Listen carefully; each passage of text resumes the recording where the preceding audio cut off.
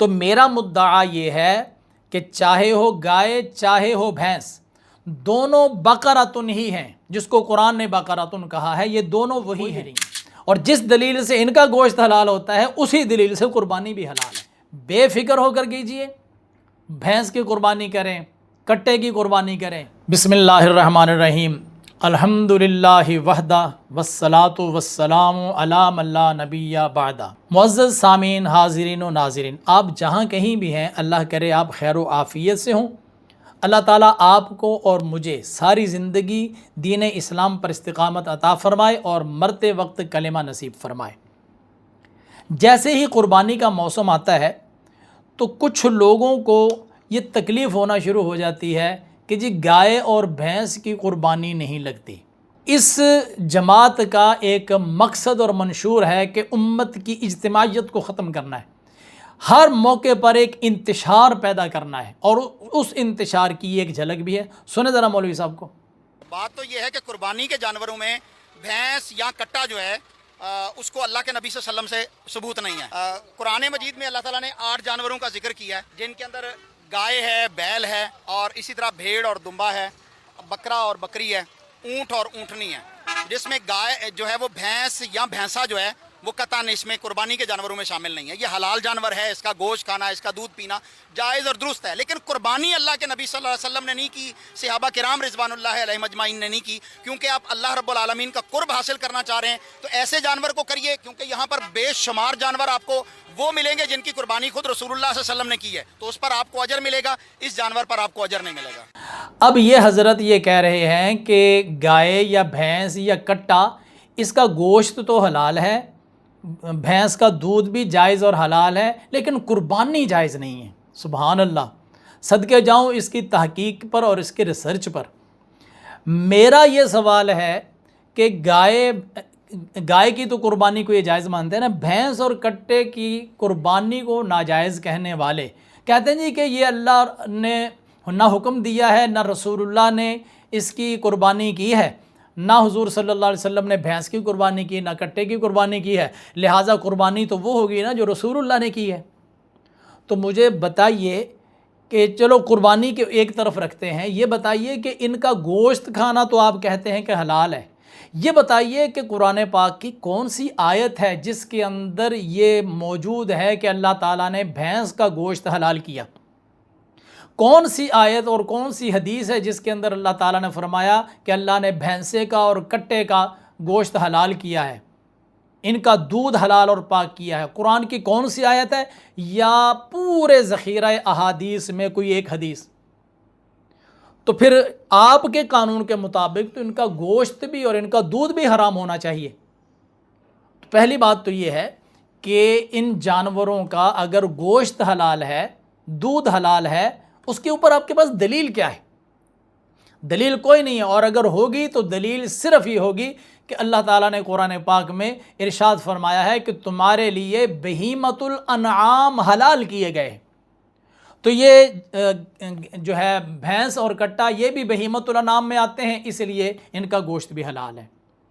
تو ٹھیک ہے، اگر یہ دلیل ہے تو یہ دلیل قربانی کے بارے میں بھی تو ہے نا، کہ اللہ تعالیٰ نے قرآن پاک میں ہی ارشاد فرمایا ہے کہ ہر امت کے لیے ہم نے قربانی رکھی ہے، اور اس کے اندر یہی فرمایا ہے کہ من بہیمۃ الانعام۔ تو بہیمۃ الانعام کا لفظ اگر گوشت کھانے اور دودھ پینے کے بارے میں ہو تو اس کے اندر بھینس شامل ہو جاتی ہے، اور اگر یہی لفظ قربانی کے متعلق آ جائے تو اب بھینس وہاں سے نکل جاتی ہے، وہ حرام ہو جاتی ہے۔ یاد رکھیے، دین متین کے احکام کسی بندے کی اپنی خواہش اور اس کی اپنی آرزو کے مطابق نہیں ہوں گے، بلکہ دین متین کے احکام وہ ہوتے ہیں جو قرآن میں آئے، حدیث میں آئے، جو اللہ اور اس کے رسول نے بیان فرمائے یا کر کے دکھائے۔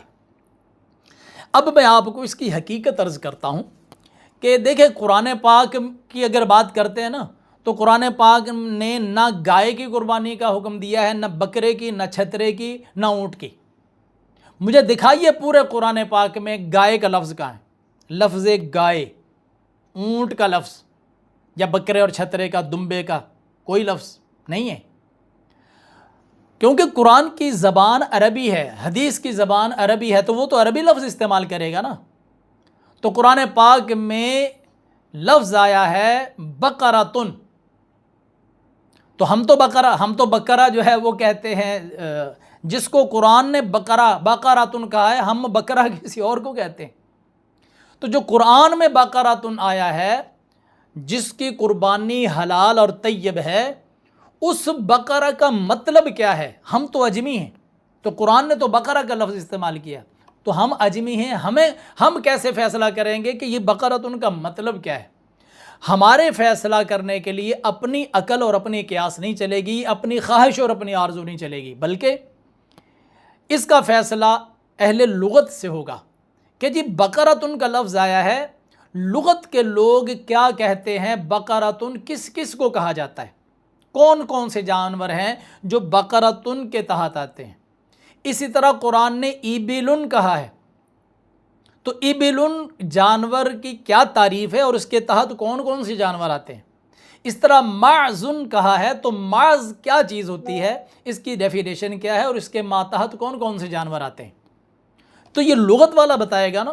تو لغت کے اماموں کی ایک پوری فہرست ہے جنہوں نے بقرۃن میں گائے کو بھی شامل کیا ہے، بھینس بھی، وہ کہتے ہیں کہ گائے بھی بقرۃن ہے اور بھینس بھی بقرۃن ہے جی۔ اسی طرح دوسری بات یہ ہوتی ہے کہ قرآن نے جو لفظ بتایا ہے اس کا مطلب کیا ہے، محدثین، مفسرین اور فقہاء اور مجتہدین بیان کرتے ہیں۔ تو محدثین، فقہاء اور مجتہدین کی رائے بھی یہی ہے کہ قرآن میں جو بقرۃن کا لفظ آیا ہے، اس بقرۃن میں گائے بھی شامل ہے اور بقرۃن میں بھینس بھی شامل ہے۔ اب آپ کہیں گے کہ ان چیزوں کا ان کو نہیں پتہ نہیں ہے، جنہوں نے اتنے بڑے فتوے لگا دیے، بھائی ان کو نہیں پتہ۔ اب دیکھیے عربی میں بھینس کو کیا کہتے ہیں، اب بھینس کا لفظ قرآن میں تو نہیں آئے گا نا، اب لفظ ہے قرآن پاک میں بقرۃن، ہم اس کی تشریح کرنا چاہتے ہیں کہ بقرۃن کے تحت کون کون سی چیزیں آئیں گی۔ قرآن میں لفظ انسان آیا نا، تو انسان کی ایک ڈیفینیشن ہے، میں آپ کے سامنے انسان بیٹھا ہوں، آپ انسان ہیں، تو ایک دیکھے بھالے ہر شخص انسان کو انسان پہچانتا ہے، لیکن اگر کسی انسان کا رنگ بہت کالا ہو، یا اس کے ہونٹ بڑے ہوں، یا اس کی آنکھیں بڑی بڑی ہوں، یا اس کا قد بہت زیادہ بڑا ہو، یا اس کا جسم بہت موٹا ہو، تو آپ کیا کہیں گے کہ یہ انسان نہیں ہے؟ یا کوئی انسان بہت زیادہ گورا ہو اور دبلا پتلا ہو، آپ کیا کہیں گے یہ انسان نہیں ہے؟ بھائی انسان قرآن نے کہہ دیا، اب اس کی تعریف میں، ڈیفینیشن میں جو بھی آئے گا وہ انسان میں داخل ہے۔ عام انسان کو دیکھ لیں اور ساؤتھ افریقہ کے اور حبشہ کے لوگوں کو دیکھیں، ان کے رنگ میں فرق ہے، ان کے چال ڈھال میں فرق ہے، ان کی جسامت میں فرق ہے، لیکن انسان تو ہے نا۔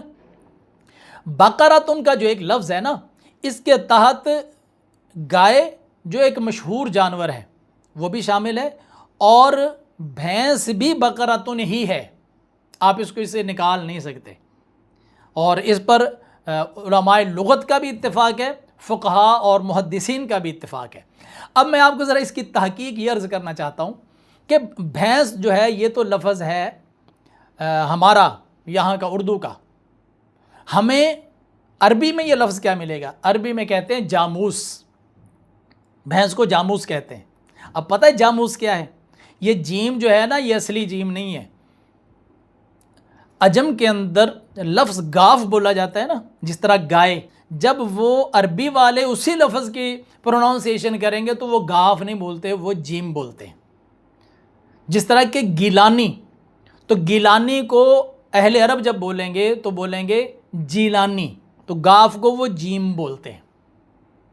تو بھینس جو ہے نا یہ ہے جاموس، یہ عربی والے جاموس بولتے ہیں، یہ اصل میں ہمارے ہاں جو ہے یہ ہے گاموس۔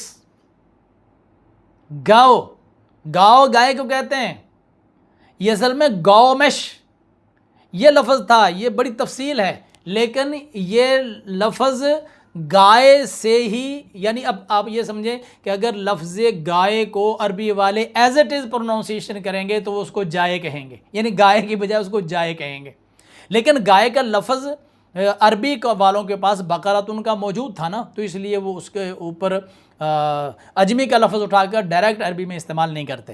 لیکن جاموس جو ہے نا یہ گائے سے ہی بنا ہے، گائے مش، گاؤ مش، تو گاؤ کو جاؤ کر دیا اور جاؤ کو پھر جا ہو گیا، تو جاؤ مش اور جاموس یہ اس سے بدلتا بدلتا جاموس بنا۔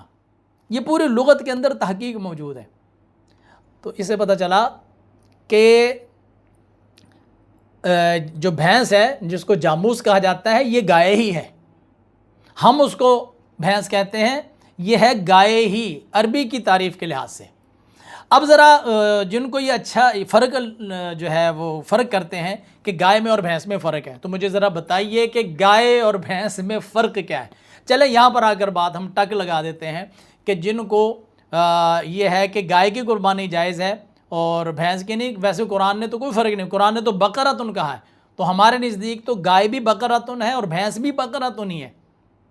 جن کو یہ فرق لگتا ہے وہ ذرا بتائیں کہ گائے اور بھینس میں فرق کیا ہے۔ جی، سر سے لے کر پاؤں تک اور چہرے سے لے کر دم تک چلیں، کیا فرق ہے؟